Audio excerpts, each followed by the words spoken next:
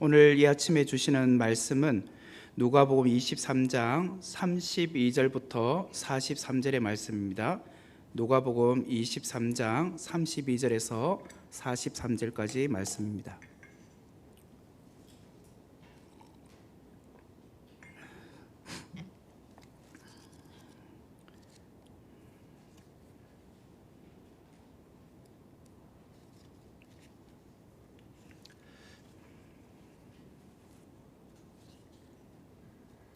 제가 읽어드리겠습니다.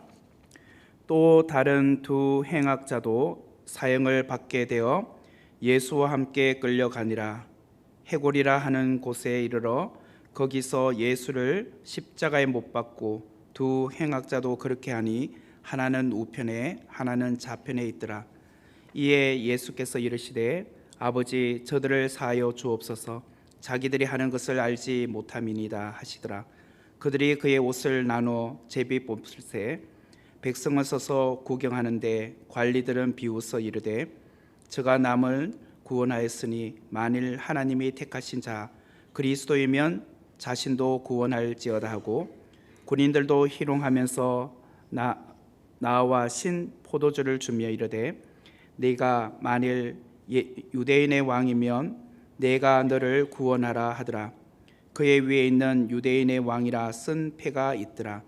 달린 행악자 중 하나는 비방하여 이르되 내가 그리스도가 아니냐 너와 우리를 구원하라 하되 하나는 그 사람을 꾸짖어 이르되 내가 동일한 정죄를 받고서도 하나님을 두려워하지 아니하느냐 우리는 우리가 행한 일에 합당한 상당한 보응을 받는 것이니 이에 당연하거니와 이 사람이 행한 것은 옳지 않은 것이 없느니라고 이르되 예수여 당신의 나라에 임하실 때에 나를 기억하소서 하니 예수께서 이르시되 내가 진실로 네게 이르노니 오늘 내가 나와 함께 낙원에 있으리라 하시니라.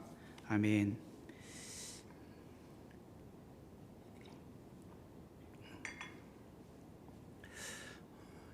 예수님께서 십자가상에서 못 박혀 돌아가시기 전에 남기신 십자가상에서 7마디의 말씀이 있습니다. 그것을 흔히 가상칠언이라고 합니다. 오늘 이 본문에는 첫 번째와 두 번째 가상칠언의 첫 번째와 두 번째 내용이 소개되어 있습니다.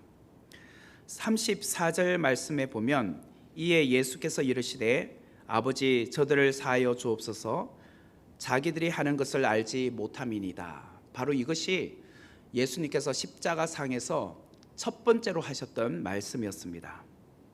지금 예수님께서 누구 때문에 십자가에 달려 돌아가고 계십니까?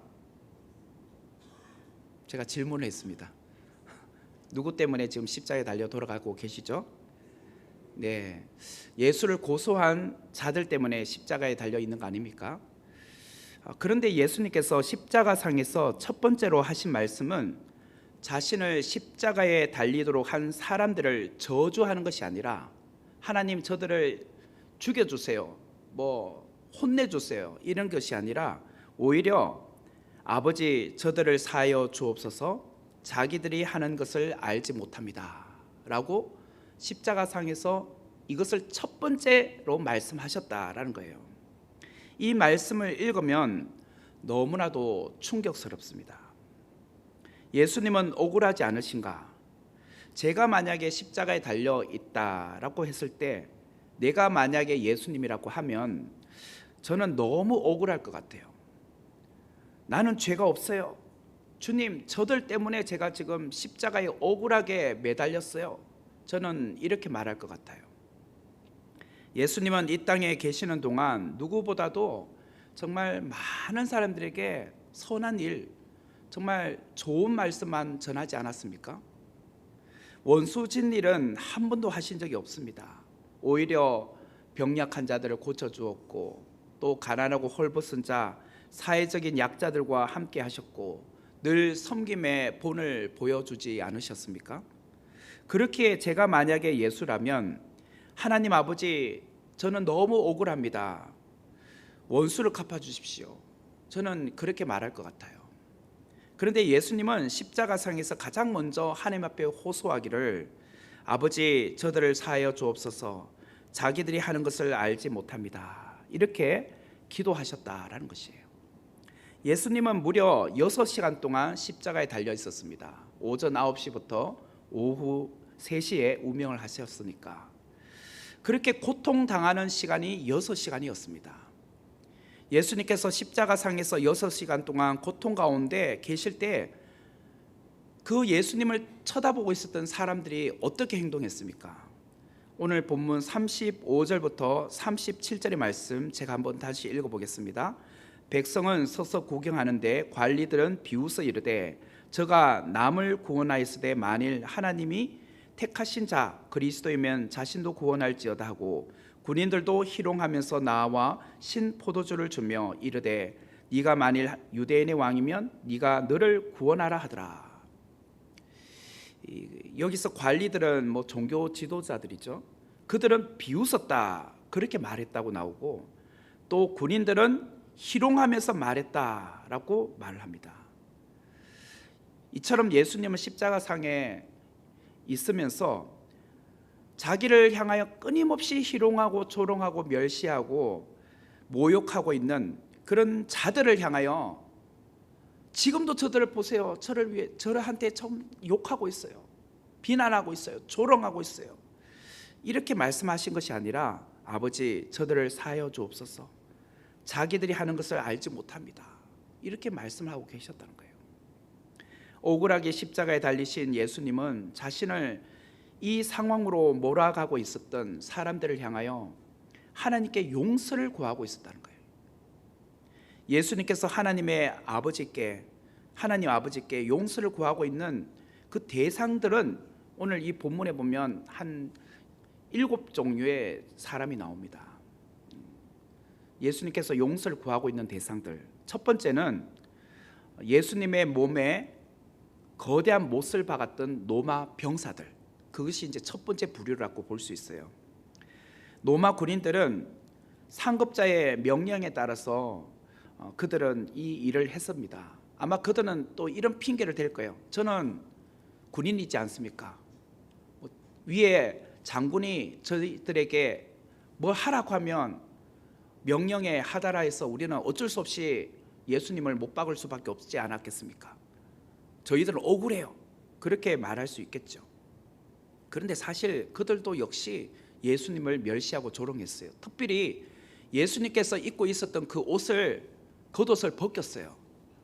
그리고 뭘 했느냐면 그 십자가상에 달려있는 예수님 밑에서 자기들끼리 가위바위보 예수님 옷을 누가 가질 것인지 서로 간에 그거 가지고 가위바위보 하고 있었어요.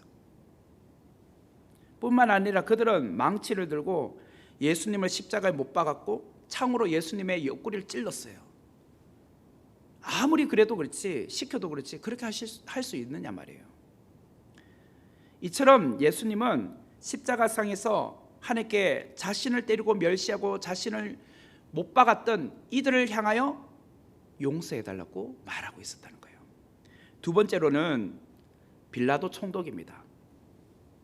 그를 용서해달라고 말합니다. 사실 마태복음 27장 24절에 보면 빌라도가 아무 성과도 없이 도리어 밀란이 나려는 것을 보고 물을 가져다가 무리 앞에서 손을 씻으며 이르되 이 사람의 피에 대하여 나는 무죄하니 너희가 당하라, 이런 말을 했어요. 몇 차례 빌라도가 예수님을 풀어주려고 했었잖아요. 어제 그걸 본문을 다루지 않았습니까? 분명히 빌라도도 이렇게 억울하다고 말할 겁니다. 나는 예수가 죄 없다는 걸 알아서 그냥 풀어주려고 했지만 사람들이 끊임없이 바라바를 놓아주고 예수를 십자가에 못 박으라고 하지 않았습니까? 그래서 저는 나에게는 죄가 없다는 것을 보여주기 위해서 물을 가지고 손 씻었어요. 본인은 분명히 그렇게 말할 거예요. 그러나 사실 빌라도도 로마 황제에게 미움을 받으면 안 되잖아요. 로마 황제가 봤을 때 밀란이 일어나면 책임성은 자기에게 오기 때문에 결국은 백성들의 눈치를 보고 예수님을 십자가에 못 박도록 내어주지 않았습니까? 그에게도 결국은 이 예수님을 십자가에 못 박는 데 있어서 죄를 면할 수 없었다는 거예요. 예수님은 십자가상에서 하나님 앞에 이렇게 기도했습니다. 빌라도 총독의 죄를 용서해 달라고. 그리고 세 번째는 십자가형을 받도록 예수님을 끌고 온 대제사장들과 종교 지도자들이에요. 이들은 많은 사람들이 예수를 따르고 있는 것을 보았을 때 못마땅했습니다. 사실 자기들이 권력을 갖고 있었고 자기들이 존경을 받아야 되는데 예수에게 모든 인기가 가잖아요. 그게 못마땅했던 거죠. 그러면서 뭐라도 하나라도 꼬투리를 잡으려고 했어요. 결국 예수님이 하나님의 아들이라고 말하자 신성모독했다라고 해서 그것을 빌미로 예수님을 십자가에 못 박도록 끌고 오지 않았습니까? 예수님은 이들의 죄를 용서해 달라고 했습니다. 그리고 네 번째는 군중들이에요. 군중들. 5일 전만 해도, 그날 이제 종려주일입니다. 5일 전만 해도 예수님께서 예루살렘 성으로 입성할 때 호산나 다윗의 자손이여 뭐 찬양 받을지어다 하고 막 그들은 뭐 얼마나 환영을 했습니까? 그런데 지금 불과 5일 만에, 주일에서부터 지금 금요일이잖아요. 5일 만에 예수님을 십자가에 못 박아라, 못 박아라, 그렇게 함께 외쳤다는 거예요. 분명히 그들은 말할 거예요. 우리가 무슨 죄가 있느냐고. 대제사장과 관원들이 우리에게 속삭이며 예수님 못 박도록 부추겼기 때문에 우리도 그렇게 말하지 않았습니까? 우리는 사실 예수님에 대해서 잘 알지 못했어요. 그들도 이런 핑계를 댈 수 있을 거예요. 하지만 그들 역시 예수님을 못 박는데 내어주었습니다. 예수님은 이들의 죄도 용서해 달라고 했습니다. 또 다섯 번째, 예수님께서 잡혀갔을 때 도망갔던 제자들, 예수님께서 십자가 달리기 전에 수없이 말했잖아요. 내가 이러이러하게 될 것이란 과정들을, 십자가에 고난받고 죽게 될 것이라고. 그때 베드로는 무엇이라고 했습니까? 호언장담했잖아요. 다른 사람들은 다 도망갈지언정 나는 절대로 주님을 배신하지 않겠다고. 그러나 닭 울기 전에 예수님을 3번이나 부인하지 않았습니까? 다른 제자들도 다 도망가고. 이러했던 제자들을 향하여서 주님은 하나님 앞에 이들의 죄를 용서해 달라고 했습니다. 지금까지 5부류의 사람들을 말했어요. 첫 번째는 제가 누구냐, 로마 병사들, 예수님을 십자가에 못 박았던 로마 병사들. 두 번째는 빌라도 총독. 세 번째는 대제사장과 유대 종교 지도자들. 네 번째는 군중들. 다섯 번째는 제자들. 자, 여섯 번째는 십자가의 주변에 있는 구경하고 있는 사람들이에요. 35절에 보면 백성은 서서 구경하는데, 백성들은 서서 구경하고 있어요. 이들은 한 죄인이 죽는 것을 그냥 쳐다보고 있는 거예요. 구경하고 있는 거예요. 그러면서 그들도 군중 심리에 따라하고 있었어요. 네가 하나님의 아들이라며, 한번 내려와봐. 그러면 우리가 하나님 아들로 믿을게. 그런 이야기를 동일하게 함께 합창했어요. 주님은 이들의 죄도 용서해 달라고 하나님 앞에 기도했어요. 자, 그러면 여기까지 6부류예요. 그런데 더 중요한 것은 죄와 허물로 예수님을 십자가에 못 박는 오늘 우리도 해당된다는 거. 우리는 2000년 전에 그 현장에 없었잖아요. 우리는 예외잖아요. 내가 그 자리에 있었느냐고요. 그러나 우리는 죄가 없습니까? 나와는 아무 상관없는 사건이었습니까? 아니죠. 성경은 예수님의 죽으심을 나의 죄 때문에 돌아가셨다고 말씀하세요. 이사야서 53장 5절과 6절의 말씀에 의하면 그가 찔림은 우리의 허물 때문이요 그가 상함은 우리의 죄악 때문이라. 그가 징계를 받음으로 우리는 평화를 누리고 그가 채찍에 맞음으로 우리는 나음을 받았도다. 우리는 다 양 같아서 그릇 행하여 각기 제 길로 갔거늘 여호와께서는 우리 모두의 죄악을 그에게 담당시키셨도다. 이사야서 53장 5절과 6절의 말씀입니다. 자, 이걸 보니까 우리의 죄도 들어가 있죠. 그가 찔림은 우리의 허물 때문이요 그가 상함은 우리의 죄악 때문이다. 여기서 우리는 오늘 우리를 말해요. 우리도 포함되어 있단 말이에요. 그걸 아시는 주님이 오늘 본문 34절에서 십자가상에서 가상 치른 첫 번째로 아버지 저들을 사하여 주옵소서, 자기들이 하는 것을 알지 못합니다, 이렇게 말씀하셨다는 말이에요. 예수님은 왜 위에서 열관 일곱 부류의 사람들 모두를 용서해 달라고 하나님 앞에 기도했을까, 부탁했을까? 요한복음 3장 17절 말씀에 보면, 요한복음 3장 17절에 하나님이 그 아들을 세상에 보내신 것은 세상을 심판하려 하심이 아니요 그로 말미암아 세상이 구원을 받게 하려 하심이라. 주님이 십자가에 달려 죽으신 것은 세상을 심판하려 함이 아니라 세상이 구원받게 하려 합니다, 이렇게 말씀하셨어요. 용서받을 수 없는 죄인들을 위하여 죽는 것, 그들의 모든 죄를 지고 죽는 것, 죽기까지 원수를 사랑하신 것, 그것이 바로 예수님께서 이 땅에 오신 목적이었다는 거예요. 세상을 구원하러 오신 것이 예수님의 삶의 목적이었다. 예수님께서 그들을 용서해달라고 하신 또 다른 이유가 있어요. 그것은 아까 34절 제일 뒷부분에 보면 자기들이 하는 것을 알지 못함이니이다. 알지 못하고 하고 있다는 거예요. 알지 못하고. 만일 자기들이 십자가에 달리신 분이 하나님의 아들임을 정확하게 알고 있다면 이런 짓을 하지 않았을 거예요. 주님, 하나님 용서해 주세요. 사실 저들은요 잘 몰라서 그런 거예요. 그만큼 주님은 우리를 연약함을 아시는 거예요. 예수님은 우리가 모르고 한 짓이기 때문에 용서해 달라는 거예요. 그 안에서 모르고 한 사람들 많다는 거죠. 그런데 이것은 우리가 얼마나 무지한가를 보여주는 좋은 증거예요. 내가 하고 있는 일이 내가 볼 때는 정의롭다라고 생각하는 경우가 얼마나 많습니까? 여러분들도 어떤 일을 할 때에 나는 이것은 정의롭기 때문에 이 일을 하는 거야. 근데 알고 봤더니 무식한 거예요. 그게 나는 정의롭게 하는 것이라고 하지만 주님이 보실 때는 그거는 알지 못해서 하는 행동이라고 보는 것도 있다는 거예요. 그 대표적인 한 사례가 사도 바울이에요. 사도 바울이 이전에 사울이라고 했잖아요. 그죠? 그는 예수 믿는 자들은 다 죽여버렸어요. 체포했잖아요. 유대교를 믿었던 신봉자였기 때문에. 알지 못하고 한 거예요. 예수님이 하나님의 아들인지 모르고.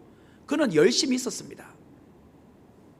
그런데 다메섹 도상에서 부활하신 예수님을 만나고 나서 회심하게 되지 않았습니까? 그 이전에 그도 열심히 있었잖아요. 진짜 예수님이 하나님의 아들인 줄 알았더라면 그런 행동을 했겠느냐 말이에요. 그러니까 지금 내가 지금 십자가에 달려 있는 상황 가운데 이들 많은 부류, 7부류의 사람들을 주님, 사실 그 중에는 내가 하나님의 아들을 모르기 때문에 하는 행동으로 저렇게 하는 사람이 있습니다. 주님, 용서해 주세요. 그 일을 하신 거예요. 결국 우리의 죄는요 그냥 없어지는 것이 아니에요. 누군가가 우리의 죄를 대신하여 죽어 주셔야지만 우리의 죄가 사함을 받는 거예요. 그것이 구약에는 희생양이었어요. 희생양, 제물이 필요했던 것처럼 예수님께서 우리의 지은 죄 뿐만 아니라 앞으로 지을 죄까지도 사하여 주시기 위해서 십자가에 달려 죽으신 거예요.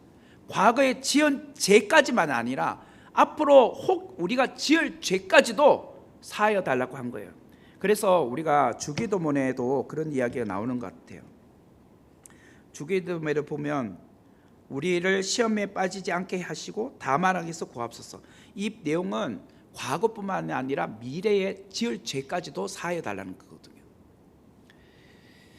그리고 이어서 예수님께서 십자가에 달려서 두 번째로 하셨던 말씀이 있어요. 가상칠언의 두 번째, 그것이 43절에 나옵니다. 오늘 네가 나와 함께 낙원에 있으리라. 이 말씀을 십자가의 상에서 두 번째로 하신 말씀입니다. 예수님께서 십자가에 달렸었을 때 양옆에는 두 명의 사람이 있었습니다. 32절과 33절의 말씀을 보면 또 다른 두 행악자도 사형을 받게 되어 예수와 함께 끌려가니라. 해골이라 하는 곳에 이르러 거기서 예수를 십자가에 못 박고 두 행악자도 그렇게 하니 하나는 우편에 하나는 좌편에 있더라. 예수님께서 십자가에 달려 있을 때 좌측과 우측에 함께 달려 있었던 두 사람이 있었는데, 이 사람을 가리켜서 39절에는 또 32절에는 행악자라고 말해요. 행악자. 행악자란 것은 죄질이 아주 나쁜 흉악범을 행악자라고 합니다. 이것을 마태복음 27장 44절에는 강도들이라고 해요. 강도들. 강도들보다도 오늘 이 본문이 좀 더 적나라하게 말한 거죠. 행악자. 죄질이 아주 나쁜 흉악범. 죄질이 나쁜 흉악범이 오늘로 말하면 어떤 종류의 사람을 말할까요? 흉악한 연쇄 살인범 같은 경우, 그죠? 초등학생 어떤 여학생을 유린하여서 성폭행하고 끌고 다니다가 죽여서 그 시신을 토막내어서 쓰레기통에 버리는 이런 부류의 사람도 흉악범이죠. 이런 부류가 행악자들이에요. 정말 죄질이 엄청 나쁘잖아요. 그런 사람은 즉각적으로 사형해야죠. 오늘 이 시대에 우리나라 법으로 해도 정말 끔찍한 죄를 지은 사람들이에요. 이런 부류의 사람들은 당연히 우리가 용서해 줄 수 없는 부류의 사람들입니다. 그런데 흉악한 죄를 지은 행악자 두 사람이 예수님과 함께 십자가에 달려 있었다는 거예요. 예수님의 입장에서 보면 참 굴욕적이지 않습니까? 나도 지금 십자가에 달려 있지만 내 옆에 있는 사람들의 죄질을 보니 얼마나 흉악합니까? 근데 나는 죄도 없는데 지금 십자가에 달려 있는 거 아닙니까? 유대 총독 빌라도는 예수께서 분명히 죄가 없다고 말했잖아요. 그러나 사람들이 죽이라 죽이라 십자가형을 달라고 해서 결국은 매달려 있지만 사실 나와는 차원이 다른 두 부류의 사람이잖아요. 결국 예수님은 죄 없을 상황에서 죄가 그토록 많은 사람과 함께 지금 돌아가고 있는 거예요. 39절에서 42절의 말씀을 보면 한 행악자는 예수님을 비방하였고, 39절이죠. 다른 한 행악자는 예수님께 자신의 죄를 용서해달라고 회개하고 있어요. 그것이 40절부터 42절에 나와요. 이 두 행악자 중에 자신의 죄를 용서해달라고 한 자가 예수님께 이렇게 말합니다. 42절의 말씀을 보면 이르되 예수여 당신의 나라에 임하실 때 나를 기억하소서. 당신의 나라에 임하실 때 나를 기억해달라고 해요. 여기서 당신의 나라라는 것은 왕이라는 개념이 있는 거죠. 유대인의 왕이냐? 지금 왕으로 돌아가신다고 했죠. 그런데 이 행악자가 당신의 나라에 임하실 때, 당신 왕이시기 때문에 당신의 나라에 임하실 때라는 말을 하는 거죠. 나를 기억해달라고 하는 거예요. 지금 이 행악자는 죽어가고 있는 상황입니다. 생명이 꺼져가고 있는 순간이에요. 그 와중에 예수여 당신의 나라에 임하실 때 나를 기억하여 주옵소서, 이렇게 고백을 했습니다. 행악자는 말합니다. 예수여 당신의 나라에 임하실 때 정말 나는 부끄럽고 내세울 것이 없고 흉악한 죄를 지은 정말 죽어도 싸지만 그래도 나를 기억해 주십시오, 이렇게 말한 거잖아요. 예수님께서 나를 기억해 주신다는 것이 오늘 우리에게 소망이 된다고 그는 믿었기 때문이에요. 행악자가 나를 기억해 달라며 자신의 죄를 회개할 때 예수님께서 무엇이라고 했을까요? 43절에 보세요. 예수께서 이르시되 내가 진실로 네게 이르노니 오늘 네가 나와 함께 낙원에 있으리라. 네가 나와 함께 낙원에 있으리라. 보통 같으면 어떻게 말해야 될까요? 야, 너는 흉악한 죄를 지은 인간 멸종이잖아. 내가 왜 너를 기억해야 해? 자업자득이지. 지옥에나 떨어져라. 저는 그렇게 말할 것 같아요. 그런데 주님이 내가 진실로 네게 이르노니 오늘 네가 나와 함께 낙원에 있으리라. 자, 여기서 몇 가지를 말씀드릴게요. 43절에 나오는 문구 중에 몇 가지를 제가 하나씩 나눠서 말씀드릴게요. 첫 번째, 진실로. 진실로라는 말은 헬라어로 아멘입니다. 헬라어 단어가 아멘이에요. 아멘.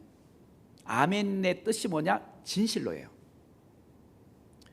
내가 진실로 너희에게 이르노니 할 때 에고 에이미 아멘 아멘 이렇게 나와요. 아멘 아멘. 이게 진실로예요. 우리가 기도하고 마지막에 예수님의 이름으로 기도합니다. 그 다음에 아멘 하죠. 그 말은 진실로 그렇게 될 줄 믿습니다는 뜻이에요. 이게 아멘이라는 뜻이에요. 주님이 오늘 내가 진실로 말한다는 거예요. 그렇게 될 줄 믿는다는 거예요. 주님의 말씀이 된다고 하면 다 되는 거 아닙니까? 우리도 그렇게 될 줄 믿고 예수님의 이름으로 기도하는 거잖아요. 아멘이라고 하는 거 아닙니까? 그리고 두 번째는 오늘이라는 단어예요. 예수님은 행악자에게 네가 교회 앞으로 몇 번 나가는 거 보고 내가 생각해 볼게. 네가 교회 등록하고 세례 받을 때까지 보고 그 다음에 내 낙원에 가도록 허락해 줄게. 이게 아니에요. 복잡한 절차를 지금 따지고 있지 않아요. 주님은 오늘, 이 말은 예수님의 용서는 뜸들이지 않는다는 거예요. 뜸을 들이지 않는다. 아무리 내가 세상 앞에 도저히 용서받을 수 없는 큰 죄를 지은 사람이라 할지라도 그 사람이 주님 앞에 온전히 회개하면 앞으로 이런 절차를 밟으면 내가 낙원 데려갈게. 이게 아니라 오늘 당장 내가 데려간다는 거예요. 오늘 당장. 구원은 즉각적이란 거예요. 즉각적이다. 죄를 털어놓고 예수님께 나와 회개하는 자는 누구든지 유예 기간을 주지 않는다는 거예요. 앞으로 네가 행동을 보고 내가 잘하면 데려갈게. 이게 아니에요. 회개했니? 진실로 오늘 데려간다는 거예요. 구원은 즉각적이다. 세 번째, 나와 함께. 회개한 행악자의 입장에서 볼 때 예수님께서 네가 오늘 낙원에 있으리라 이렇게만 말했다고 합시다. 나와 함께란 말이 없이 네가 오늘 낙원에 있으리라 라고 했는데, 이 행악자가 이제 딱 낙원에 갔습니다. 낙원에 딱 갔더니 주님은 옆에 없어. 자, 낙원에 갔을 때 다른 사람들은 다 알잖아요. 세상에서 흉악한 죄를 짓고 왔는 사람인지 알잖아요. 아니, 니는 어떻게 왔어 임마? 하나님 뭐 실수하셨어요? 저놈 지옥 보내야죠. 그러면서 그 사람들은 맥살 잡고 니 같은 놈이 왜 와서 때리고 막 그럴 거 아니에요. 전쟁이 일어날 상황이에요. 그런데 예수님께서 그 옆에 같이 가고 있어. 그 말은 예수님께서 인정한다는 거잖아요. 예수님이 옆에 있다는 것은 그 사람에게 보증수표가 된 거예요. 지금 예수님이 나와 함께, 누가 옆에서 따지면 내가 변호해 줄게 이 말이에요. 나와 함께. 네가 나와 함께 있는데 무슨 뭐 특별한 문제가 되겠니? 이 말이에요. 지금 예수님께서 이 땅에서만 나와 함께 하는 것이 아니라 낙원에도 나와 함께 있다고 했잖아요. 이 말은 사후에도 나와 함께 하신다는 거예요. 오늘도 나와 함께 계시지만 천국에 가도 주님은 나와 함께 계시는 거예요. 그 다음에 마지막으로 낙원이란 말은 천국과 또 다른 장소가 아닙니다. 낙원은 곧 천국을 말합니다. 뭐 천주교에서는 그렇게 말해요. 연옥이라고.